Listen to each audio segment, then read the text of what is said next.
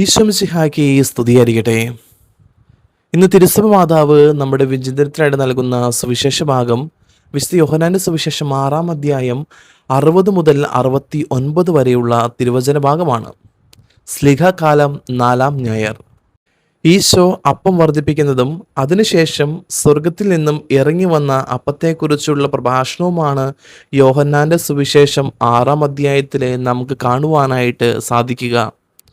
മറ്റ് പ്രബോധനങ്ങൾ നൽകുമ്പോൾ ഉപമയും രൂപകവുമൊക്കെ ഉപയോഗിക്കുന്ന ഈശോ പരിശുദ്ധ കുർബാന എന്ന മഹാരഹസ്യത്തിൻ്റെ പ്രബോധനം നേരിട്ട് തന്നെ നൽകുകയാണ്. ഇത് മാനുഷിക ബുദ്ധിക്ക് അഗ്രാഹ്യമാണ്. അതിനാൽ വിശ്വാസത്തിന്റെ വെളിച്ചത്തിൽ അവയെ നോക്കിക്കാണുവാൻ ഈശോ തൻ്റെ ശ്രോതാക്കളെ ക്ഷണിക്കുന്നു. ഈശോയുടെ ഈ പ്രബോധനത്തിന് പ്രതികൂലവും അനുകൂലവുമായ പ്രതികരണങ്ങളാണ് ലഭിക്കുന്നതായിട്ട് നമുക്കിവിടെ കാണുവാനായിട്ട് സാധിക്കും. രണ്ട് രീതിയിലുള്ള വിശ്വാസമാണ് നമുക്കിവിടെ കാണുവാനായിട്ട് സാധിക്കുക. സൗകര്യപ്രദമായ വിശ്വാസവും പ്രതിബദ്ധതയുള്ള വിശ്വാസവും. തങ്ങൾക്ക് നേട്ടമുണ്ടാകുവാൻ മാത്രം കൂടെ നിൽക്കുകയും വചനം കഠിനമായി എന്ന് തോന്നുമ്പോൾ തിരിഞ്ഞു നടക്കുകയും ചെയ്യുന്ന ഒരു പറ്റം ജനങ്ങൾ. ഞങ്ങൾ ആരുടെ അടുത്തേക്ക് പോകും? നിത്യജീവന്റെ വചനങ്ങൾ നിന്റെ പക്കലുണ്ട് എന്ന് പത്രോസ് പറയുന്നതിലൂടെ വിശ്വാസം എന്നത് ഒരു സൗകര്യമല്ല, മറിച്ച് ഒരു പ്രതിബദ്ധതയാണെന്ന് ഇവിടെ വ്യക്തമാക്കുന്നു. ബുദ്ധിമുട്ടുകളിലും വേദനകളിലും പ്രതിസന്ധികളിലും ഒന്നിച്ച് നിൽക്കുന്നതാണ് യഥാർത്ഥ വിശ്വാസം. വിശ്വാസത്തോടെ പ്രതികരിക്കുവാൻ തയ്യാറാകാത്തവർ ഈ പ്രബോധനത്തോട് നിഷേധാത്മകമായ സമീപനമാണ് പുലർത്തിയത്.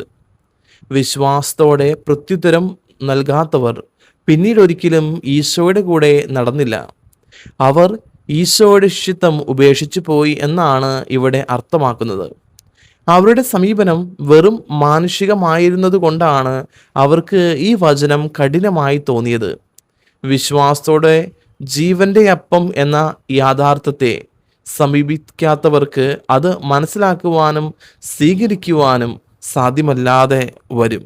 സ്വന്തം സ്ലിഹന്മാരുടെ വിശ്വാസത്തെ പരിരക്ഷിക്കുവാനായുള്ള ഈശോയുടെ ചോദ്യവും അതിന് മറുപടിയുമായുള്ള പത്രോസ് സ്ലിഹയുടെ ഏറ്റുപറച്ചിലും വളരെ പ്രാധാന്യമർഹിക്കുന്നതാണ്.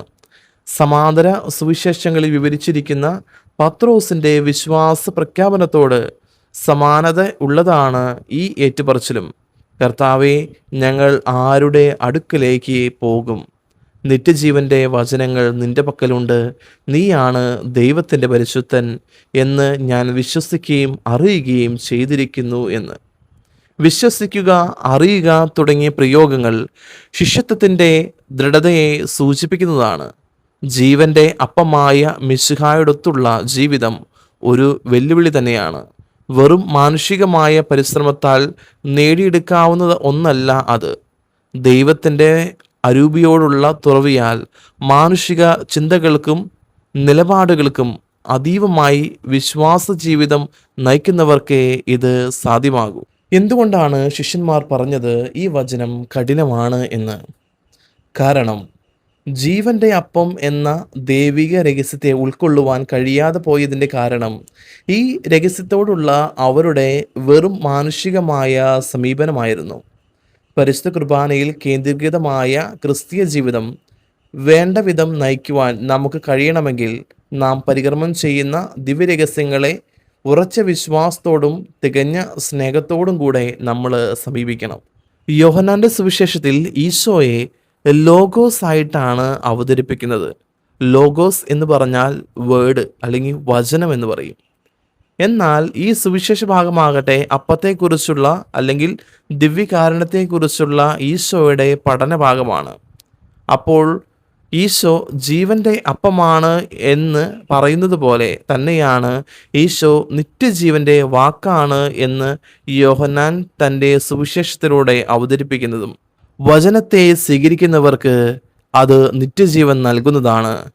ഈശോ മിശിഹായിൽ വിശ്വസിക്കുകയും അതരം കൊണ്ട് അത് ഏറ്റുപറയുകയും ചെയ്യുന്നവൻ രക്ഷപ്പെടും എന്ന കാര്യമാണ് വിശുദ്ധ പൗലോസ് സ്ലീഹയും പറയുന്നത്. ഇന്ന് തിരുസഭ മാതാവ് നമ്മളോട് ആഹ്വാനം ചെയ്യുന്നത് ദൈവവചനത്തിൽ അടിയുറച്ച് വിശ്വസിച്ച് രക്ഷയുടെ മാർഗത്തിലൂടെ യാത്ര ചെയ്ത് നിത്യജീവനിൽ പ്രവേശിക്കണം എന്ന കാര്യമാണ്.